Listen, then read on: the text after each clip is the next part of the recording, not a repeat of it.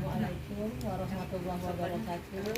Alhamdulillah hari ini kita dipertemukan di sini. Akhirnya kami kenalan juga ya Bu ya. Di sini saya akan membawakan materi tentang bagaimana salah satu dari PHBS ini, PHBS keluarga, yaitu tentang tumbuh kembang anak. Jadi bagaimana tumbuh kembang anak ini, apa saja faktor-faktor yang mempengaruhi bisa kita lihat di sini. Kita semua pasti menginginkan ya bahwa kita kalau punya anak pasti pengennya anaknya sehat, normal, ya menjadi yang terbaik di antaranya. Pasti itu. Tidak ada orang yang pengen punya anak sakit, kemudian punya masalah. Kalau anak bermasalah, orang tua dengan sendirinya pasti akan bermasalah. Nah, kesehatan anak ini dimulai sebenarnya dari awal remaja. Jadi remaja yang sehat, dia siap untuk menyehatkan reproduksinya sehingga nanti ketika dia menikah, dia siap untuk hamil. Kalau hamil, anaknya juga bakal sehat. Karena apa? Karena dia sehat. Jadi prosesnya gitu. Nah nanti setelah hamil, dia melahirkan pun anaknya yang di luar harus kita sehatkan lagi. Karena dia sudah mungkin makannya tidak dari ibu, tapi dia tetap harus dapat asa, asi, dan asuh dari ibu. Seperti itu. Nah, orang yang dikatakan sehat atau anak yang dikatakan sehat itu dia bisa tumbuh dan berkembang dengan baik. Tumbuh artinya sesuatu yang bisa diukur. Ya, diukur lingkar badannya, diukur tinggi badannya, berat badannya, lingkar kepalanya, lingkar perutnya, semuanya diukur harus berimbang. Gak bisa perut aja yang gede atau kepala aja yang gede, sementara dia tidak tinggi, atau badannya tinggi tapi tidak matang. Jadi anak sudah tinggi tapi meja lepas, berjalan saja jatuh, lunglai. Jadi tidak seperti itu. Yang diharapkan dia tumbuh, dia juga berkembang. Berkembang artinya matang. Jadi otaknya itu kan ada ruang yang isinya betul-betul matang. Sedangkan sel darah kita saja 100 hari sudah rusak. Nah kalau kita tidak mengganti dengan yang baru, dia rusak. Seharusnya sudah 100 hari dia baru rusak. Ini baru 2 hari, 3 hari dia sudah rusak. Akhirnya banyak penyakit, ada leukemia, ada yang disebut anemia ablastik dan nah begitulah tubuh kita. Semuanya, semua dari bagian tubuh kita ini. Ayo anak-anak ini mulai dari hamil, mulai dari remaja. Tadi saya bilang kalau tumbuh tadi bisa diukur dari tingginya, beratnya, kemudian besarnya, lingkarnya dan sebagainya. Nah kalau berkembang ini bertambahnya kemampuan struktur dan fungsi dari tangan gerak. Kalau megang bisa kuat. Kalau dia berjalan, dia bisa menapak dengan baik sesuai dengan usianya. Yang diukur apa saja? Kalau kita mau melihat bahwa anak ini sehat, bicaranya seperti apa. Umur 7 bulan dia harus sudah bisa mengeluarkan suara, walaupun suaranya nggak punya arti sekali, tapi sudah ada. Tapi kalau kita lihat, ini udah 7 bulan, udah 1 tahun, nggak ada suara yang bisa dikeluarkan. Walaupun dia ngomongnya minya, bisa gitu kan ya Bu ya. Tapi gitu aja ada kemungkinan. Ayo kita deteksi dia. Ayo kita stimulasi. Jangan-jangan nggak ada yang ngajarinnya bicara. Yang ngasuh di rumah nggak mau ngajak ngomong. Ya, akhirnya anak hanya ngomong sama handphone, hanya sama dengan TV. Ini tidak terstimulasi dengan baik. Jadi seperti itu. Nah, selain itu, motorik kasar. Motorik kasar ini melangkah, berlari, menjinjit. Kalau dia sudah usianya harus berjalan dengan 1 kaki, itu harus mampu. Ya, jadi kalau motorik halus itu beda. Motorik halus itu kalau dia megang, misalnya megang ini megang pas enggak anak itu. Kalau dia kalau udah umurnya 1 tahun, nyendok tuh bisa enggak? Kadang-kadang kan kita lihat nyendok arahnya masuknya ke mulut, ke telinga. Kalau 1 tahun sih masih. Tapi kalau udah 2 tahun, 3 tahun, apa yang terjadi nih anak saya? Kok nggak bisa koordinasi? Ayo kita lakukan pemeriksaan. Jadi seperti itu. Jadi lebih baik kita mengetahui kelainan-kelainan anak itu sejak dini sehingga kita bisa meluruskan. Tapi kalau sudah kita ketahui dia sudah usianya sudah 5 tahun, udah lambat. Nah yang sekarang kejadian di Indonesia ini banyak anak-anak yang speech delay, yang ngomongnya terlambat, yang akhirnya padahal motorik itu bicara itu mempengaruhi fungsi otak. Akhirnya dia keterlambatan ke semuanya. Kan kasihan, banyak anak autis dan sebagainya.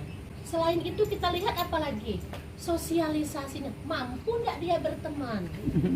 Kadang-kadang dia dideketin orang nangis, nggak punya pertahanan, disenggol kawannya nggak tahu mau berbuat apa, diam saja, diketok teman diam aja. Artinya kan bagaimana dia mampu bahwa saya ini teman, kalau teman bisa saya bisa, kalau teman ngasih tangan saya mulai menggandeng, kalau orang ngajak salaman seperti itu. Jadi dia bisa tahu, oh inilah teman, oh ini bukan teman, mulai kita ajarkan. Banyak terjadi yang sekarang penculikan, pelecehan dan sebagainya, itu dimulai dari kemampuan. Sebenarnya anak ini mampu tidak bersosialisasi, mampu tidak dia mengenali lingkungannya, mana sih kerabatnya, mana yang orang harus diwaspadai, itu harus diajarkan. Pertama yang ngajarkan itu siapa? Orang tua. Jadi memang harus sudah semuanya di situ. Kemudian diajarkan dia kemandirian, diajarkan dia kalau ini ada orang yang tidak dikenal, kalau diajak ngomong tuh diajarkan dia untuk misalnya mandi. Anak sekarang kalau mandi mungkin masih dimandiin, tapi kalau ngompol masih juga ada anak sudah di TK masih pakai pampers, ibunya nganter masih pakai pampers, seharusnya nggak boleh lagi. Umur 2 bulan anak sudah diajari toilet training, umur 2 tahun sudah betul-betul pematenan dari toilet training. Jadi 2 tahun itu sebenarnya udah nggak lepas, sudah lepas pampers. Sebaiknya kalau enggak ya kemandirian sampai masa depan ke depannya itu terbawa. Kita pernah baca buku, bukan baca buku saja Bu ya, pernah dijelaskan bahwa ketika anak umur 0, dia lahir umur 0 sampai 6 bulan, itu sebenarnya puncaknya dia merasakan bahwa ibunya adalah orang yang paling aman, orang yang mampu memberikan kasih sayang dari siapapun yang ada di dunia ini. Sehingga ketika dia remaja, dia punya persoalan, dia bukan ngadu dengan kawan. Karena apa? Ketika dia ngadu dengan kawan, kadang-kadang kawan ngasih masukan yang kau kalau misalnya tidak boleh izin sama mak kau, sudah kabur bela. Nah, kalau kawan kan bisa gitu ya, ngasih solusinya bisa negatif, bisa positif. Tapi kalau orang tua, dia pasti akan ngadu dengan orang tua. Walaupun orang tuanya mungkin hanya sentuhan dan sebagainya, umur 0 sampai 6 bulan jangan pernah dia lepas. Kadang-kadang orang tua sekarang ya, orang tua zaman dulu juga kali ya. Ya, kalau anak nangis digendong, jangan sering-sering digendong. Kalau sering digendong nanti manja, bau tangan. Itu tidak boleh sebenarnya Bu. Umur 0 sampai 6 bulan perbanyaklah kita menyentuh anak. Karena dengan kita menyentuh, apalagi kita mendekat dia di perut kita, di dada kita, itu makin banyak proton dan neutron kita yang tertukar dengan anak. Sehingga anak itu hanya kitalah orang yang sebenarnya lebih dipercaya dibanding orang lain. Itu sudah banyak kenyataannya. Makanya anak kok bisa kawin lari misalnya, anak kok bisa lebih percaya dengan pacar, lebih percaya dengan teman. Itu tuh sebenarnya jangan kita salahkan anak. Sebenarnya jangan kita sepenuhnya nyalahkan anak. Awalnya dia punya keterikatan nggak dengan kita, itu terekam di otak bawah sadar si anak, itu terekam dengan lengket. Nanti ketika dia sudah dewasa, dia merantau, dia akan rindu rumah, dia akan rindu masakan ibunya, dia akan rindu walaupun hanya dipeluk, hanya dipegang sama ibunya. Walaupun dia marah, ya biasa lah, kalau namanya ini orang tua sering marah atau anak remaja, ay mak ini cerewetnya, aku pergi bela. Tapi biar bagaimanapun di luar dia nggak bakalan tenang, dia pasti akan ingat ibunya. Kalau kita sering menyentuh dia, itu umur 0 sampai 6 bulan. Jadi sering-sering menyentuh. Ya kalau sekarang lagi hamil sering-sering Bu dipegang, sering diajak ngomong, ya. Bapaknya juga, bukan ibunya saja. Kalau bapaknya mau dekat, artinya waktu hamil bapaknya sering mendengarkan suara bapaknya di dekat perut ibunya. Neneknya juga. Ya, siapa yang pengen mau dekat, artinya dia harus memang sudah sering terkontak. Kalau neneknya nggak pernah dengerin suaranya, tiba-tiba nanti ketemu nenek udah umur 17 tahun. Jadi walaupun itu nenek, tapi ngomong kalau mau bilang sama nenek nanti mau deket risih. Siapa orang yang paling sering menyentuh, itulah orang yang paling dekat. Setelah umur nanti 6 bulan sampai 1 tahun, itu baru pemantapan. Baru di situ pemantapan karakter dan sebagainya dari orang tua mengajarkan dan sebagainya. Ya, jadi kalau yang 0 sampai 6 bulan itu tidak usah diajarin karena dia akan terekam dengan sendirinya, lengket dengan sendirinya. Ada beberapa faktor yang mempengaruhi karena sekarang kan kita sibuk dengan stunting. Stunting itu artinya cebol ya. Apa orang-orang Indonesia ini? Kita lihat saja, kalau anak kita lebih pendek dari kita, artinya kita gagal. Kita gagal nih jadi orang tua. Tapi kalau anak kita lebih tinggi dari kita, berarti kita sudah lumayan berhasil, kan gitu ya. Nah, sekarang kalau kita lihat, kok dari dulu kita misalnya lihat aja lah gua Jepang. Kenapa gua Jepang tuh kalau masuk dulu mesin nunduk-nunduk karena orang Jepang pendek. Tapi sekarang kalau berdiri orang Jepang dengan orang Indonesia, kayaknya orang Jepang lebih tinggi. Kenapa bisa seperti itu? Karena sebenarnya faktor yang mempengaruhi bukan hanya biologis. Di sini kan ada 4 faktor. Faktor nutrisi, faktor biologis, faktor lingkungan, faktor sosial, ekonomi. Nah, mereka tahu kalau etnik mereka memang awalnya pendek, tapi gimana caranya dia ngejar? Nutrisinya dia bagus, lingkungannya semua fasilitas dipenuhi, secara sosial ekonomi sudah mulai negara Jepang maju dan sebagainya, sehingga mereka sudah penuh semua dengan yang lain dimaksimalkan. Kita bisa lihat buktinya bahwa mereka sekarang lebih tinggi. Sebenarnya yang namanya nutrisi yang baik itu yang bagaimana? Bukan yang daging saja enggak, tapi bagaimana nutrisi ini berimbang. Ada sayurnya, ada buahnya, ada karbohidrat, karbohidrat dan sebagainya. Lemak pun dibutuhkan, apalagi pada anak-anak itu sangat dibutuhkan. Nah, selain itu faktor biologis. Faktor biologis ini apa saja? Genetik, keturunan, etnik, gen-gen yang ada dalam diri dia. Kalau keturunan jelas. Kalau misalnya bapaknya nggak tinggi, emaknya nggak tinggi, anaknya sedikit lebih tinggi dari bapak dan ibu, jadilah. Artinya kita udah mungkin berhasil dengan lingkungan, kita mungkin berhasil dengan nutrisi dan sebagainya. Kalau etnik, ini udah ketahuan nih, misalnya orang Kerinci biasanya nggak terlalu tinggi, tapi orang Kerinci sekarang tinggi-tinggi. Kalau dulu kan terkenal gitu, ya tapi sekarang udah tinggi-tinggi. Nah, kalau dulu misalnya lihat, oh kalau etniknya orang Jawa pasti ada ciri khasnya. Orang Kalimantan pasti ada ciri khasnya. Oh kalau dulu yang terkenal tuh orang Medan. Orang Medan tuh tinggi-tinggi. Jadi etnik itu biar bagaimanapun mempengaruhi. Iya. Tapi itu hanya 10%. Kita bisa ngejar dengan 4 faktor yang lain tadi, terutama faktor gizi. Kemudian faktor sosial ekonomi. Ini mau nggak mau nih, kalau ekonomi orang tuanya bagus, tentu fasilitasnya juga akan bagus.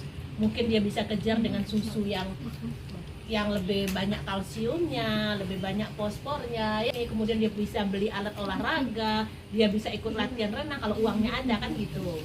Tapi kita yang mungkin ekonominya ini kita variasikan saja. Olahraga kan nggak mesti harus yang mahal, yang murah juga bisa. Artinya ayo gempur anak kita supaya dia bisa lebih bagus, dia bisa lebih sehat, dia bisa lebih baik. Setidak-tidaknya kita bantu dia jangan sampai dibully kawannya. Kalau dia lebih kecil kan kasihan, kawannya pasti kan mungkin ngejek kan gitu ya. Jadi kan kita nggak tahu nih kalau dia dengan teman-temannya kan di luar kekuasaan kita. Dia di sekolah kita nggak ngelihat. Nah, kita nggak mungkin marahin anak orang satu-satu atau datengin ibunya satu-satu, nggak mungkin. Yang paling baik itu kita mulai dari diri kita. Untuk anak kita berikan yang terbaik. Kalau faktor lingkungan ini akan mempengaruhi pembentukan karakter dan kepribadian anak. Ini ikuti, tugas kita ikuti pergaulannya. Kalau anak kita punya teman, mau temennya nakal menurut kita, mau temennya baik, jangan kita larang. Karena biasanya anak itu semakin dilarang, semakin dia penasaran dengan larangan kita. Remaja punya sifat memberontak. Nah, jadi ikuti pergaulan anak supaya apa? Supaya kita bisa tetap memantau anak kita berada di mana, apa yang dia lakukan, keberadaannya seperti apa. Bila perlu kita udah tahu semua teman-temannya, nomor HP-nya dan rumahnya. Yang paling sini kalau untuk pergaulan, pola asah. Asah ini pendidikan yang kita berikan. Kalau kita mau anak kita mungkin agamis, artinya kita masukkan sekolah di tempat yang agamis karena kita menciptakan lingkungan yang agamis, kan seperti itu. Kalau kita mau anak kita brilian, masukkan dia mungkin di sekolah yang internasional, yang pinter, yang punya tempat untuk menstimulasi anak kita menjadi lebih baik, kan gitu. Jadi kitalah yang akan bertanggung jawab terhadap anak kita. Artinya ya pola asahnya, pola pendidikannya kita yang atur dari awal. Kemudian pola ASI, bagaimana kita mengasihi, kasih sayang yang kita berikan harus tulus. Ya, kadang-kadang orang tua mungkin kelepasan. Ay, kau kayak gini, belum lagi aku tua, kau sudah kayak gini. Lagi kau mau nggak ngidupin aku? Jangan, hidup bukan transaksi. Kita cukup, kita membesarkan anak, setelah itu dia mau ngapa ya terserah. Jangan kita nuntut, lagi aku sudah tua kok. Jangan, kalau bisa jangan. Karena anak itu tanpa pun kita ngomong gitu, kalau dia punya keterikatan, nggak usah disuruh kita nolak pun uang dari dia, dia maksa sendiri untuk memberikan. Jadi seperti itu, jangan hidup bukan transaksi. Kita adalah kewajiban kita, tapi bukan hak kita untuk minta anak. Tapi yang jadi anak, kamu juga ingat kewajiban kamu menghormati orang tua. Jangan nunggu orang tua minta dihormati. Dia akan balance dengan sendirinya ketika kita memberikan pembelajaran yang baik. Kalau kita sudah memberikan kasih, sayangnya akan datang. Sedangkan Bismillahirrahmanirrahim, kan? Dengan nama Allah yang maha pengasih lagi maha penyayang. Masa kita nggak mau memberi kasih, nggak mau memberi sayang kan? Kalau kita kasih orang pasti sayang, sudah hukum alam dan sebagainya. Kemudian pola asuh bagaimana pengasuhan di rumah. Jangan khawatir, kadang-kadang orang tahu, oh iyalah itu ibunya berpendidikan, sekolahnya tinggi. Oh kalau saya, pendidikan saya cuma begini, wajar anak saya. Enggak, banyak anak yang bisa berprestasi walaupun orang tuanya pendidikannya rendah. Udah banyak itu, di TV sudah pernah kita lihat. Udah banyak anak seorang tukang becak jadi lulusan terbaik di UGM, di UI dan sebagainya. Banyak sekali. Jadi jangan pernah kita minder. Kita asuhlah anak kita sebaik mungkin, seideal mungkin. Kita sekolahkan dia. Kalau kita tidak mampu menyekolahkan, misalnya yang agamis biasanya mahal kan gitu. Di rumah kita yang ngajarin dia ngaji, kita yang ngajarin dia menulis, kita yang ngajarin. Oh, kalau guru les, ya kalau kita nggak mampu mendatangkan guru les, kitalah guru les pertama. Setiap anak itu punya dua potensi baik dan potensi. Jadi ketika dia buruk, jangan sepenuhnya salahin anak. Kita koreksi diri kita dulu. Sebagai ibu kita koreksi diri kita dulu. Tapi kalau dia baik, kita lihat anak kita apakah dia sudah berkembang sesuai dengan yang kita harapkan. Itu yang bagian atas itu saya memang membagi dua format ini, format untuk kembangnya itu sekedar dunia saja. Itu secara dunia, artinya WHO punya. Yang dari Dr. Kate ini menyadur dari banyak sumber. Kalau yang di bawah ini yang khusus yang Islami. Misalnya ini umur bayi sampai usia 2 bulan. Usia 2 bulan, bayi dari awal dia lahir sampai usia 2 bulan itu di kepalanya sudah harus 50% cangkang. Artinya ada, kita kan ada tengkorak nih, tengkorak kepala ya. Di cangkang itu harusnya 50% sudah terbentuk dengan matang untuk diisi dengan sel-sel otak yang lebih baik. Sel otaknya sudah harus tumbuh. Nanti di usia 2 bulan sampai usia 4 bulan itu cangkangnya harus sudah tumbuh sempurna. Sehingga kalau dimasukin sel-sel otak, sel otaknya bisa berkembang. Yang tadi tumbuhnya sudah, tinggal berkembang kematangannya. Dan itu terus akan berjalan sampai anak umur 8 tahun, 12 tahun, sampai ke 18 tahun. Itu baru nanti pertumbuhan yang mulai agak lambat. Bisa dibaca di situ nanti setiap tahapan, kalau 0 sampai 2 bulan, apa yang harus kita kejar? Makanan apa? Stimulasi seperti apa, kemudian pola asuh yang seperti apa yang kita berikan pada anak. Nah kalau kita mau yang di Islam itu bisa dilihat. Mulai nih misalnya bayi itu anak semenjak lahir hingga usia 2 tahun itu pada masa ini orang tua perlu mengembangkan kasih sayang dan arahnya dari umur itu sampai 2 tahun. Nanti 7 tahun itu sudah penanaman nilai-nilai agama dan sebagainya. Sudah mulai kita pengen anak kita hafiz Quran. Artinya dari mana kita mulai? Sampailah dia dewasa. Ini semua tahapan-tahapan ini. Nanti kalau ini mungkin materinya bisa saya kasihkan ke anak-anak ya, biar bisa disebarkan. Di akhir materi silahkan ibu-ibu semua, mungkin adik-adik juga ya, kalau ada keluarga yang masih punya anak, bayi, kemudian cucu, ponakan dan sebagainya, coba dilihat di rank-rank ini sudah terpenuhi tidak mereka?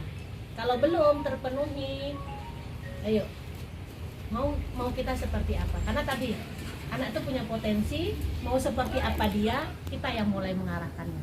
Mau baik kita, ya kita berbuat baik. Mau buruk, ya berarti kalau ketika kita buruk perlakuannya tentu jelek juga. Kan seperti itu. Mempersiapkan anak itu bukan waktu dia lahir baru kita sibuk mempersiapkan itu bajunya, tempat tidurnya itu enggak. Yang paling penting kita persiapkan itu adalah mental si ibu, mental lingkungan yang ada di sekitar. Siapa yang ada di sekitarnya? Ayahnya, kakaknya, kalau dia punya kakak, ya, kemudian nenek, kakeknya, itu yang perlu dipersamakan dulu persepsinya, mulai dari sekarang. Seperti itu. Ya, yang paling penting lagi sebenarnya kalau materi ini untuk remaja, seperti adik-adik ini ya. Karena apa? Mau menjadi ibu tidak mudah. Jadi jangan banyak protes sama ibu ya.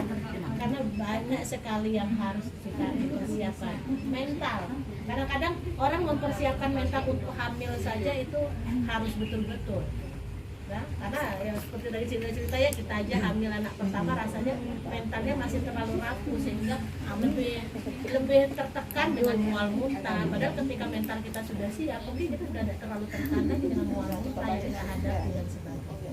Ketika orang hamil itu harus ikhlas. Jadi adik-adik ini sudah harus punya perencanaan. Iya. Udah ada ya.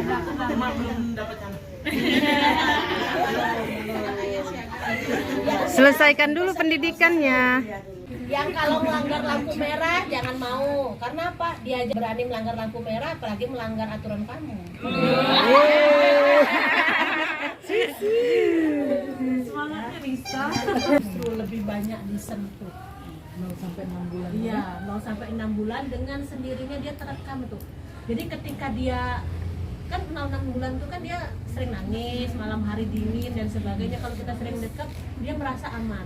Nah, satu lagi Bu, kalau anak lagi di rumah sakit masih bayi, terus misalnya mau diinfus, kita jauh-jauh, harusnya kita dekat. Sebenarnya boleh itu kita minta dengan perawat, kita dekat bayi kita itu, biarlah tangannya diinfus atau apanya. Jadi dia tahu ketika dia susah, ketika ada orang yang mau mencelakai dia, istilahnya kan gitu, melukai dia, orang paling aman yang tetap hadir itu adalah ibunya. Jangan kita lepaskan ketika ada sesuatu yang melukai dan sebagainya, dia misalnya jatuh, lagi dijahit, itu cepat kita dekap saja, nggak apa-apa. Yang penting kita tidak mengganggu kerja orang kan.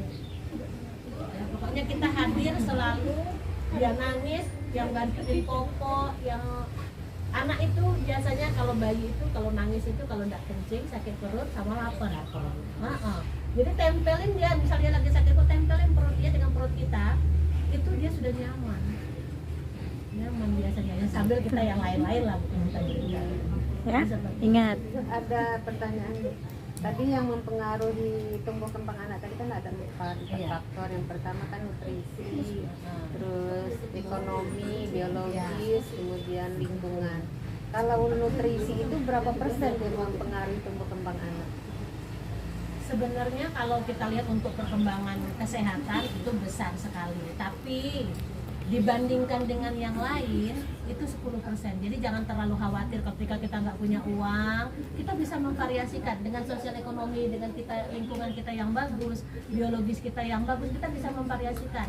Kita nggak mampu beli daging, kita nggak mampu beli ayam, kita kasih dia kedelai, dan kacang, tempe, tahu, yang gitu kan. Telur. Telur yang harganya nggak mahal kan gitu. Tapi kalau nutrisi itu sebenarnya Bu, untuk ini cuma sekitar 10%. 10 paling tinggi ya, kalau kita jorningan itu maksimal hanya 20%. Jadi banyaknya. Kalau tumbuh saja ya mungkin iya tumbuh, dan kan dia terus berkembang. Ada kematangan, ada perlu arah. Hidup dia tuh perlu arah. Jadi dia bisa matang, tapi dia juga butuh arah. Makanya dibantu dengan faktor sosial ekonomi, faktor lingkungan yang baik pasti akan sama-sama menjaga. Pasti akan sama-sama menjaga. Berarti ada keseimbangan dari 4 faktor itu persentasenya. Iya. Berarti kalau hanya 4 faktor berarti sekitar 22,5% masih Iya. segi faktor. Semuanya tuh berimbang. Mungkin Ibu Hamilnya mau bertanya lagi. Kalau kita ajak komunikasi Iya. kalian biar berkembang Ah. cara memberikan argumen. Ibu hamil. Kemudian teman Ibu hamil. lingkungan sekolah yang kita ini kan, lingkungan keluarga yang ini, kalau dia melihat dia nih nutrisinya bagus, tapi yang dilihat bapak dengan maknya berkelahi manjang kan gitu. Atau nanti sudah ibunya nyuruh makan, mertuanya ngelarang, ininya ini kan Bingung. dia juga bingung gitu. Jadi memang harus ada kesepakatan, makanya lingkungan itu dia kan ini berdekatan dengan stimulasi yang kita berikan. Kalau lingkungan itu stimulasi yang kita berikan, deteksi juga sekalian, ini anak kenapa ya, ketika dia nggak mau makan apa yang terjadi, ketika dia menung saja kalau remaja apa yang terjadi, ketika bayinya nangis apa yang terjadi, selalu kita tanya why, kenapa. Kalau biologis itu etnik, keturunan, gen, Itu mempengaruhi ya. itu mempengaruhi. Biar bagaimanapun, tapi itu yang paling kecil. Biologis yang paling kecil ya. Biologis yang paling kecil. Jadi Bisa dikejar dari nutrisi, nutrisi. lingkungan dan ekonomi. Oh, nutrisi itu ya sampai 25 Bu. Yang paling kecil itu biologis. Ekonomi? Nggak Kalau begitu. ekonomi itu untuk menstimulasi. Dengan sendirinya orang ekonominya bagus, makannya pasti bagus. Lingkungannya dia pasti akan berikan pendidikan yang bagus, sanggup les, dia sanggup mendatangkan guru ngaji dan sebagainya. Saling mengikat. Yang ini akan membantu yang ini, misalnya kayak sosial ekonomi, dia bantu di nutrisi, dia bantu di lingkungan kan. Ada yang mau ditanya? Hai. Saya izin bertanya Bu, kenapa kan ada tuh Bu beberapa kasus asap lari terhadap janin, itu kenapa Bu? Iya pasti ya, asap rokok yang dikeluarkan itu banyak mengandung zat racun. Kamu bayangin saja ya, di dalam asap rokok itu racun yang ada itu satu, aspal jalanan itu kalau nggak salah. Ya, kemudian baterai, ada racun baterai yang putih-putih kalau kamu buka, itu ada di asap rokok. Ya, kalau kita lihat ya, mestinya kamu ikut di ruang operasi. Kalau jadi perawat ikut di ruang operasi. Ketika kita membuang pembuluh darah orang yang kena stroke ya, yang ada penebalan pembuluh darah, itu pembuluh darah sekali dibuka, itu betul-betul aspal jalanan itu isinya. Gimana mau olahraga mau hilang? Dia lengket betul-betul nggak terpisahkan dengan pembuluh darah itu. Suami merokok, istri kan deket terus. Perokok pasif itu jauh lebih banyak menghisap racun rokok dibanding orang yang merokok. Orang yang merokok itu sudah mau dihisap, dikeluarin. Nah yang waktu dia ngeluarin kita yang hisap, bayangin aja. Nah kalau kita yang hisap kan nggak pakai dikeluarin, telan langsung. Itu akan menyumbat pembuluh darah kita, sehingga pembuluh darah yang tadi ini misalnya selang nih, selang ini tuh lapang nih, dengan adanya aspal yang lengket tadi, belum lemaknya, belum yang ibu bilang yang zat racunnya, itu kan jadi sempit. Nah ketika dia sempit, anak janin itu makannya hanya melalui plasenta. Plasenta itulah yang menghubungkan antara nutrisi yang diberikan ibu ke janin. Kalau plasentanya juga, ibunya menghisap nih, pembuluh darah ibunya sudah habis, pembuluh darah anak dengan sendirinya kan kena tuh 9 bulan, barengan terus kan. Jangan-jangan kita kan dari menikah belum tentu pula hamil, udah 3 tahun baru hamil, pembuluh darah kita udah tebel dengan zat-zat tadi, gimana janinnya mau sehat? Makanya mudah sekali orang yang berdampingan dengan orang perokok, ketika dia menjadi perokok pasif, kok payah dapat anak, itu satu ya, karena kan impoten, kemandulan, perempuan mandul, resiko bagi perempuan itu mandul. Bagi bayi bisa keguguran. Di luar itu cacat, kasihan kan? Punya anak cacat. Dan kebanyakan yang cacat itu jantung bawaan. Jantungnya bocor, yang klepnya nggak fleksibel, yang tidak terbentuk katup kiri kanan, serambi kiri serambi kanan ya. Kamu kebayangin itu. Ketika kita punya anak, sayang kita tuh semuanya untuk anak kita. Lebih dari diri kita sendiri. Jadi kalau kita mau anak kita sehat, kita harus seperti Ibu bilang tadi, ciptakan lingkungan yang sehat untuk anak kita. Kan faktor lingkungan juga. Janin tadi banyak tuh ya, meninggal di dalam, keracunan, cacat, keguguran. Ya kematian pasti itu aborsi, tidak payah diaborsi, mati dengan sendirinya. Kadang-kadang ada bayi itu ibunya masih merasa hamil tapi bayinya sudah tidak bergerak, rupanya membatu di dalam kan gitu, ada yang sudah menghitam, sudah tidak berkembang janin dan sebagainya. Kasihan perempuan. Laki-laki kalau dia ini dia cuma diri dia sendiri, tapi kalau kita sakit-sakit kita kenanya ke anak. Laki-laki nggak pakai hamil, kita nih pasif ya. Nah satu lagi yang Ibu bilang, bukan hanya rokok ya, yang sekarang jauh lebih berbahaya lagi ternyata dari vape, rokok elektrik itu. Ada beberapa artikel waktu saya S2 kemarin itu dijelaskan dengan beberapa profesor. Ternyata vape itu kandungan zat yang membuat kita gila lebih banyak. Jadi orangnya bisa halusinasi, udah nyari seperti narkoba. Kamu berteman dengan orang yang pakai vape, kamu kan hisap juga, ya kan? Artinya kan kita pasif juga. Ya? Kadang-kadang satu vape rame-rame. Nah, itu belum lagi penyakit menularnya. Ya. Tapi yang kasihan, makanya anak sekarang nih kadang-kadang bisa sendiri, agak banyak wahamnya, ya halusinasi. Kadang iya memang kita lihat ya, sering menuntut orang tua di luar kemampuan orang tua. Itu kenapa? Karena di kepalanya itu udah banyak kerusakan saraf-saraf, sehingga dia sudah sulit lagi untuk menerima realitanya seperti ini nih. Aku nih cuma anak tukang sayur nih. Kemampuan orang tua segini. Iya. Kita iPhone Pro Max. Karena apa? Karena memang dia sudah mulai berhalusinasi, punya waham dan sebagainya tanpa dia sadar. Ingat ya, kalau kamu pakai vape, kamu nggak nyadarin. Yang sadar itu orang yang ngelihat.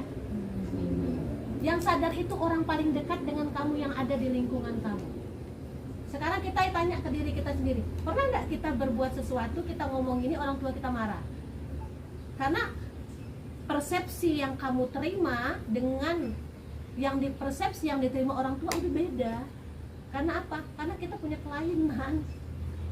Otak kita ini udah punya kelainan, sudah nggak bisa menerima realita. Mungkin vape itu bisa ditinggalkan, lebih baik tinggalkan. Karena kalau dibilang keren, Ibu pikir oke lah, misalnya ada yang bilang keren 5% yang bilang keren, 95% lagi bilang nggak keren. PKBR, penyiapan kehidupan berkeluarga. remaja. Jujur saja, seberontak-berontaknya kamu dalam hati kecil kamu pasti pernah bilang, aku nih pengennya bahagia, ya kan? Kalau pengen bahagia, tentu harus dititi. Ya artinya langkah demi langkah untuk bahagia itu kan banyak. Harus dimulai dari mana? Dari sayang orang tua, dari sayang diri sendiri, dari mulai menata pergaulan, mulai mana yang harus ditiru, mana yang tidak. Ingat, ridho Allah itu melalui ridho orang tua. Kalau kamu bertentangan terus dengan orang tua, gimana orang tua mau ridho, gimana Allah mau ridho? Ya, banyak anak yang hebat, tapi hidupnya nggak sukses. Satu yang dilakukan, dia nggak menghormatin orang tua. Buat orang tua kamu tersenyum, hidup kamu akan tersenyum sepanjang masa. Itu aja, ya. Yakin dengan itu, Allah nggak pernah salah. Antar makanan. Kami lagi di luar. Yakin itu. Ya, kalau kami ada telepon. Ingat, orang tua itu pasti memilihkan yang terbaik untuk anaknya. Enggak pernah ada orang tua seburuk-buruk orang tua, walaupun orang tua itu orang tua wanita nakal sekalipun, dia nggak pernah Mau anaknya jadi kayak dia. anaknya seperti dia. Dia pasti memberikan yang terbaik. Jadi jangan dianggap, oh mak ini jahat nian, mak ini cerewet nian, ngasih duit dikit nian, aku pun tidak bisa gaul lah mak. Jangan, ya, jangan seperti itu. Tetap berteman, hura-hura, ya ketawa-ketawa dengan teman-teman boleh, nggak ada yang larang lah. Karena nikmatilah masa remaja. Tapi ingat, ada rambu-rambu yang harus diikuti. Ya, ibu bilang sama anak ibu, Bu, mau nongkrong Bu di kafe boleh, udah sholat dulu. Sholat dulu. Nanti kasih tahu ibu ya, mau balik jam berapa. Jangan mau minum yang kamu nggak tahu nanti. goyang sedikit awan masukin ke itu yang ngeri. Ya, tidak semua orang sama kepalanya dengan kepala kita. Ya, kamu boleh percaya 100% untuk di dunia ini ya orang tua aja. Jadi kita perkenalan dulu kali ya. Kita kenal sama kakak saya mungkin ya. Jadi nama saya Laida Sanil Patiwi, asal dari Padang. Saya orang Padang asli. Status sudah menikah, punya anak 2. Kemudian saya lanjut kuliah S2 di Palembang ya, di UKB.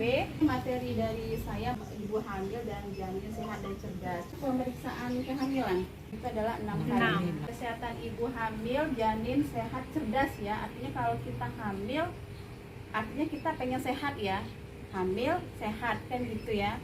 Nah, pertama yang harus kita lakukan adalah yang pertama periksa kehamilan minimal 6 kali. Harus ada dukungan dari suami, keluarga ya. Paling utama itu adalah suami. Karena gini, kalau ibu hamil tidak dapat dukungan dari keluarga atau suami, malah stresnya malah lebih besar ya.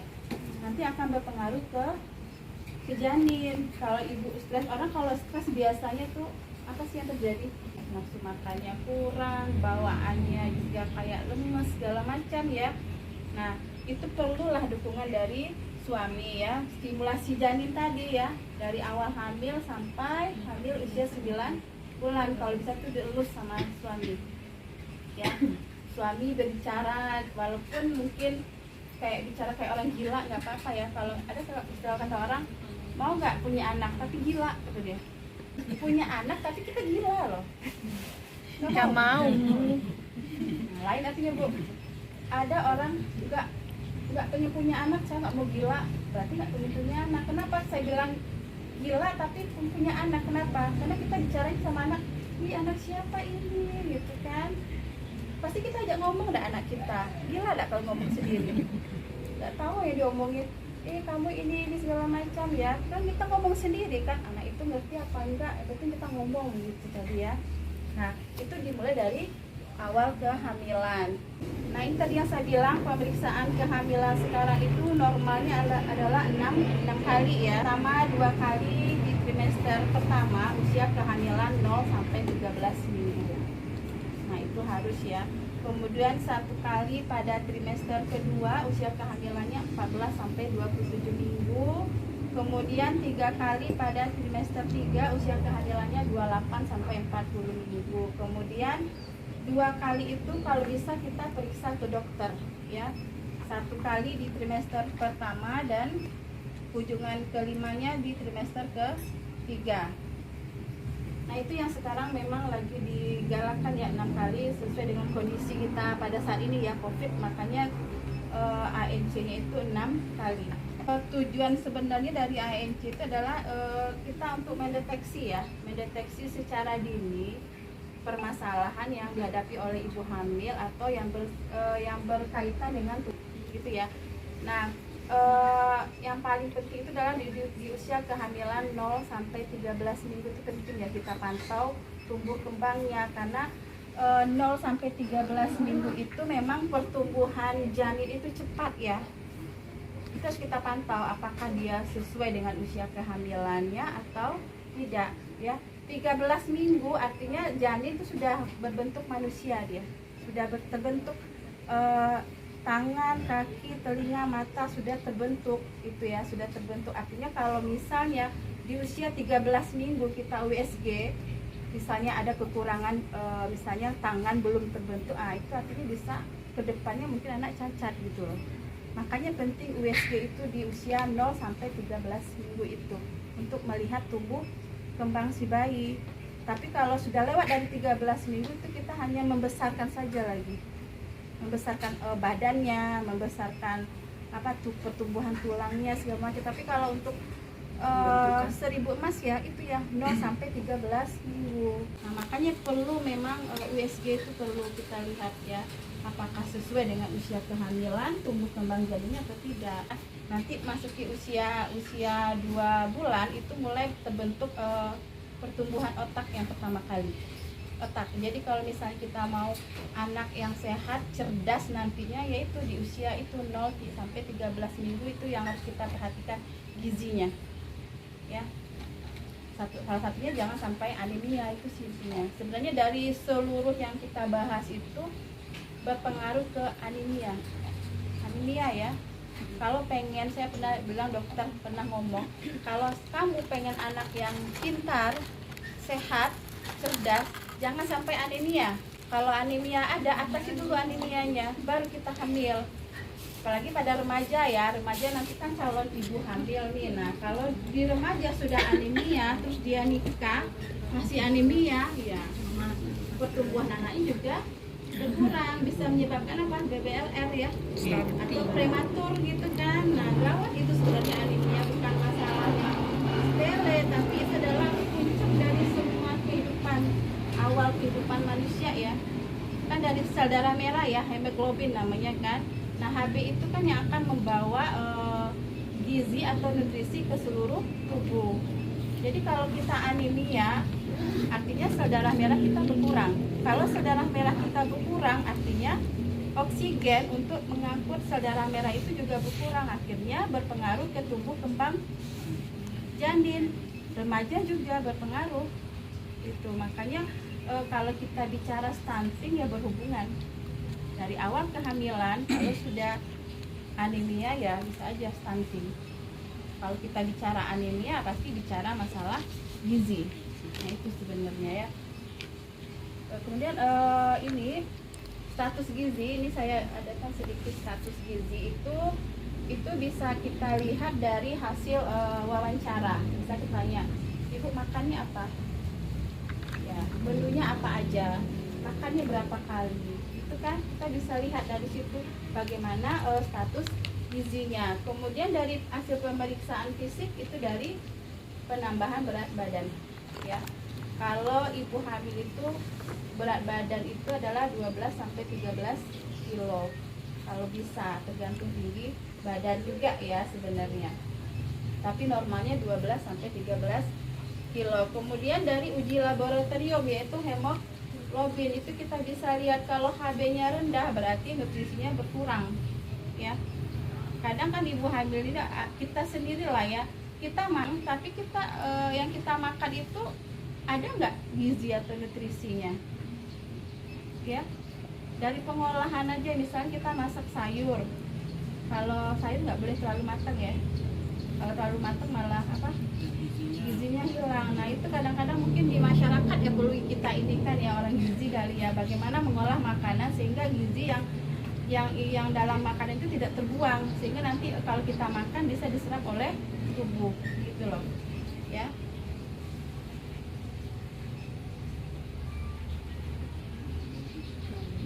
Nah jadi memang kalau kita bicara tadi kan sudah dijelaskan juga dengan Bu Iin ya, kenapa asap rokok mempengaruhi janin. Nah jadi saya tambahkan lagi, sebenarnya di asap rokok itu ada 3 zat yang terkandung ya.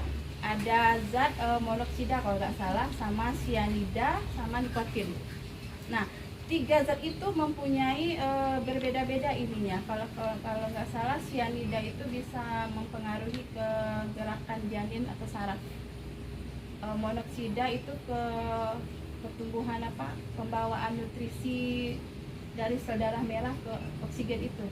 Jadi makanya nanti kalau terhirup sama ibu hamil maka akan berpengaruh ke janin, karena ada 3 zat yang dihirup, monoksida, sianida, sama nikotin. Itu berbahaya, yang nanti akan menimbulkan apa, cacat pada janin atau jantung tadi itu ya. Makanya berbahaya memang laki-laki yang merokok di dekat ibu hamil. Dan saya bahas di sini anemia tadi ya, sudah ya, anemia mungkin sudah menjadi hal yang juga henti-hentinya dibahas sampai sekarang ya. Jangan anemia, jangan sampai anemia itu ya, apalagi remaja. Iya, remaja. Remaja itu bakal seorang calon ibu, kalau bisa jangan sampai anemia. Tapi karena mens setiap bulan, Nah iya, karena mens Jadi setiap bulan, anemia, makanya remaja itu ada kita puskesmas ya, minum tablet Fe. tambah darah. Iya, seminggu, apalagi pada saat menstruasi kita ya kasih. Kita pun kalau menstruasi juga nggak apa-apa sih pun tablet Fe. Artinya kalau kita anemia gampang, artinya kalau kita anemia daya tahan tubuh kita juga turun. Tuh, makanya sekarang itu jangan sampailah anemia gitulah ya buat kita. Kalau sekarang sih banyak ya untuk komplementer ya Bu ya, kalau untuk mencegah anemia itu bisa Jadi kalau lagi mens minum FE gitu Bu? ya boleh, tapi kalau kan kebanyakan orang nggak suka ya Bu ya, maksudnya Karena tuh mual. mual lah segala macam, tapi ada solusinya sebenarnya dari buah naga bisa. Buah naga untuk mencegah anemia diminum sehari 2 kali selama seminggu. Itu sudah ada jurnal yang membuktikan bisa meningkatkan HB. Buah naga 250 ya, 2 kali sehari. Di jus ya Bu? Iya, di jus boleh, dimakan langsung boleh, tapi harus rutin. Itu yang saya kasih solusi, kan saya pernah mengatasi anemia remaja itu ya, dia bilang nggak enak Bu, papanya TBF-nya mual segala macam. Ya udah, coba deh buah naga itu kan enak ya, manis, pasti orang suka semuanya gitu kan. Nah juga banyak lagi buah bit juga bisa mengatasi anemia ya. Nggak enak ya buah bit? Yang buah bit ya lambung gitu ya, bisa dibuat apa jus bisa, atau yang paling sering kita ketemukan itu ini sari kacang hijau bisa juga untuk mengatasi Hati, anemia. Iya. Jadi kalau misalnya ibu hamil yang tidak mau minum tablet FE ya itu aja kita sarankan, tapi ya harus rutin. Ini bicara stunting juga, ini saya sedikit masukkan masalah stunting tadi itu. Memang faktor dari stunting itu memang dari gizi juga sih sebenarnya, dari awal hamil, masa pertumbuhan dan masa awal kehidupan anak itu memang bisa menjadi stunting. Tapi tolak ukur yang paling utama itu adalah gizi tadi. Ini juga walaupun misalnya tinggi itu ada pengaruh genetik ya Bu ya, ada pengaruhnya, tapi kalau kita bisa kejar dari nutrisi bisa tinggi sih anaknya. Saya membuktikan sendiri memang kalau gizi apalagi ditambah dengan gen yang tinggi juga ya bisa makin tinggi dia kan gitu. Stunting tadi itu di perkembangan di usia anak 2 tahun pertama itu bisa kita lihat apakah dia bertumbuh sesuai dengan umurnya atau tidak, bisa kita lihat di usia 2 tahun pertama tuh. Tapi kalau di 2 tahun pertama tidak nambah tingginya bisa aja sih stunting nanti, tapi bisa kita kejar ya dengan memenuhi nutrisi tadi. Tapi yang paling penting itu adalah ibu hamil sebenarnya, puncaknya tuh ibu hamil. Kalau ibu hamilnya sehat, gizinya bagus, ya pasti akan melahirkan anak yang sehat, cerdas dan pintar. Jadi saya pernah bilang ya sama ibu hamil, nanti jangan marahin anaknya bodoh, kamu dibodohin segala macam. Coba koreksi diri. Selama hamil kita ada nggak ngasih nutrisi yang bagus buat dia? Gitu. Selama hamil ada nggak kita kasih? Kemudian setelah dia lahir ada nggak kita kasih nutrisi yang sesuai untuk pertumbuhannya? Ada nggak? Kalau nggak, ya udah jangan dimarahin anaknya. Berarti kita yang salah, intinya gitu ya. Nah memang kalau saya pada ibu hamil memang saya gitu. Ibu kalau mual muntah tetap makan deh, mau makan apa terserah, mau sate mau apa, yang penting ada isi di perut. Kalau kita nggak makan dampaknya apa? Coba bayangin, yang orang hamil nggak makan terus anaknya makan apa? Nggak ada kan? Bagi pembentukan Iya, manusia ya. bentukan manusia sekali gitu. Kita nggak makan nih sehari dia terus nggak. Nah apalagi janin. Jadi kalau orang hamil itu yang dikasih makan tuh 2 orang, ibunya sama janinnya. Kalau ibunya malas makan, terus jadinya dapat apa? Ya. Nah nanti kalau kekurangan janinnya akan menghisap dari si ibu tadi, sehingga nanti menghisap kalsiumnya, menghisap apa segalanya. Bayarnya si ibunya apa yang terjadi? Ibunya lemes, Giginya sakit rontok. gigi, iya benar, sakit gigi, kemudian tangan kram. Karena apa? Kekurangan kalsium sudah diambil sama si bayi tadi. Makanya ibu hamilnya memang harus minum susu ya, minum susu. Jangan banyakin nasi, tapi banyakin sambelnya, ikannya, sayurnya dibanyakin. Kalau dibanyakin nasi, malah ini karbohidratnya yang banyak ketimbang ininya. Kemudian kalau makan nasi ya jangan yang panas-panas kali ya Bu ya. Karena kalau yang baru masak itu malah gulanya lebih tinggi dibanding yang tidak. Nih, jadi kalau orang diabetes tuh ya itu aja sih. Didingin dulu nasinya baru kita konsumsi. Kalau baru masak itu malah gulanya lebih tinggi. Nah ini tadi dukungan suami juga ya, ini penting sekali, apalagi kalau ibu hamil itu sekarang di BUP KIA itu kita suami siaga ya, siaga. Makanya nanti kalau cari suami, carilah suami yang sayang sama ibunya. Iya, kalau dia sayang sama ibunya pasti sayang sama istrinya. Itu loh, cari suami gitu. Nah, gitu. Kemudian istirahat yang cukup nih ibu hamil penting sekali ya. Walaupun kita bekerja tetap kita ini istirahat ya. Tidur malamnya 6 sampai 7 jam, tidur siangnya 1 sampai 2 jam. Ini tujuannya adalah untuk memperbaiki sirkulasi darah gitu kan. Nah, kita aja kerja kalau nggak istirahat pasti capek, apalagi orang hamil. Ya, butuh istirahat, apa beban yang dia bawa itu berat loh. Kan 9 bulan dibawa-bawa gitu kan, berat itu. Apalagi kalau bebannya berat, artinya penumpuan di kaki itu malah lebih berat. Makanya ibu hamil itu sering merasa kayaknya kakinya capek, kram ya. Itu makanya harus mungkin kakinya ditinggikan sedikit biar sirkulasi darahnya turun. Kemudian melakukan aktivitas fisik ya, misalnya seperti jalan pagi, olahraga ya, ibu hamil penting sekali ya. Kemudian bisa ada dari puskesmas biasanya ada kelas ibu hamil ya, mungkin ibu-ibu kader udah tahu lah ya, senam ibu hamil. Kalau sekarang bisa ada yoga ya, banyak sih yang bisa kita lakukan yoga. Kalau sekarang kayaknya yoga ya, apalagi ibu hamil itu kan ada yang tidak nyamanan ya, misalnya sakit pinggang itu kan karena pembesaran perut akhirnya pinggang sakit, itu bisa diatasi dengan yoga. Karena di gerakan senam ibu hamil sama yoga itu ada satu gerakan yang tidak ada di senam hamil tapi ada di yoga, yaitu untuk yang di pinggang. Mungkin kalau ibu nanti ada ini, bolehlah kita atur untuk yoga ibu hamil kan, bisa. Ada sih teman saya yang sudah bisa yoga, kalau saya sih belum ada ikut pelatihan, tapi teman saya ada.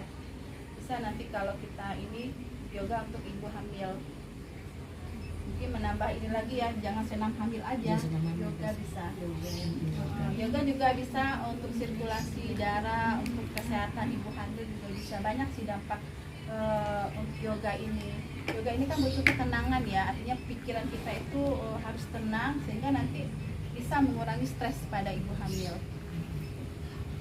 Nah, kemudian hubungan suami istri boleh ya ibu hamil, boleh hubungan suami istri, tapi ada yang juga bilang bisa merangsang kontraksi, bisa sperma itu bisa merangsang kontraksi pada ibu hamil. Jadi makanya ibu hamil jangan terlalu intens ya melakukan hubungan seksual karena bisa merangsang kontraksi tadi.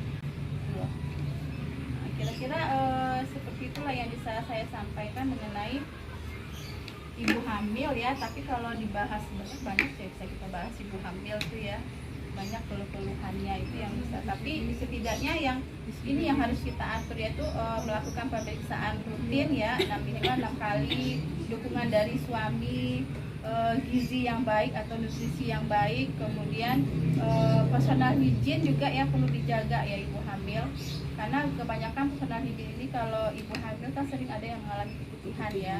Nah itu intinya keputihannya jangan sampai yang ini yang abnormal. Kalau keputihan yang abnormal itu dia berwarna apa, tahu? Enggak? Kuning, kehijauan, terus berbau dan gatal. Itu yang abnormal. Kalau normal dia berwarna ini ya, putih susu ya, tapi nggak gatal. Nah itu yang normal.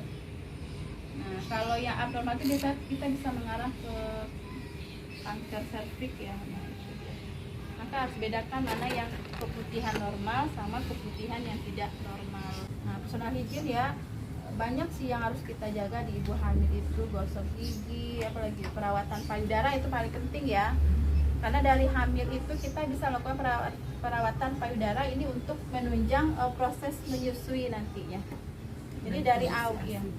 Jadi kalau misalnya puting susunya kecil atau masuk ke dalam itu bisa kita latih dari awal dari hamil. Jadi di saat mandi dia apa-apakan sedikit, nah itu. Tapi jangan selalu dipaksakan ya. Sering mengganti celana dalam minimal 2 kali sehari, atau pakaian atau gunakanlah BH atau bra yang menyokong payudara. Jangan terlalu ketat ya. ibu hamil aja kalau terlalu ketat pakainya juga nggak boleh, jadi harus yang longgar-longgar. Kalau bisa ibu hamil ini yang pakailah baju atau pakaian dalam itu yang menyerap keringat ya. Ya, celana dalam kan banyak tuh yang murah tapi belum tentu menyerap keringat gitu loh. Jadi pakaian yang bisa menyerap keringat yang bisa membuat ibu hamil nyaman menjalani kehamilannya gitu loh. Jangan pakai sendal yang tinggi ya, pakai sendal yang ceper aja tuh. Nah, kira-kira itu yang disampaikan mengenai ibu hamil. Jika ada pertanyaan boleh diajukan. Orang tua zaman sekarang ini kayak berat pakai banget. Android biasa. Saya malah anak saya bilang, nanti kalau kamu nongkrong, boleh nggak Kevin nongkrong? Boleh, makan di kafe boleh, saya bilang. Ya, terus mami ngapain? Ya mami ikutan nongkrong juga di situ. Ngapain ikutan nongkrong? Ya mami lihat teman kamu siapa-siapa aja sih gitu. Memang harus dipantau. Harus dipantau ya. Sekarang ini malah lebih jadi orang tua lebih berat menurut saya sih, karena godaannya banyak ya, banyak. Dibanding orang tua kita zaman dulu Iya, ya. penjahat seks, penjahat kelamin tuh banyak sekarang. Nggak laki-laki, perempuan bisa aja ya. Kalau laki-laki disodomi, perempuan diperkosa, diperkaos ya. Malah lebih jadi orang tua sekarang yang lebih kayak saya was-was gitu kalau Menjaga laki-laki perempuan sama sekarang, nggak ada bedanya. Sudah sodomi apa segala macam itu kan sekarang menjadi seperti gunung es ya, kelihatannya dikit tapi di bawahnya tuh banyak gitu. Yang memang yang bukan nakut-nakutin bu, tapi saya merasa menjadi orang tua tuh sekarang. Oke, mudah-mudahan ini bisa bermanfaat bagi Ananda semua dan ibu-ibu semua ya. Jika ada salah dan kurang saya mohon maaf. Assalamualaikum warahmatullahi wabarakatuh.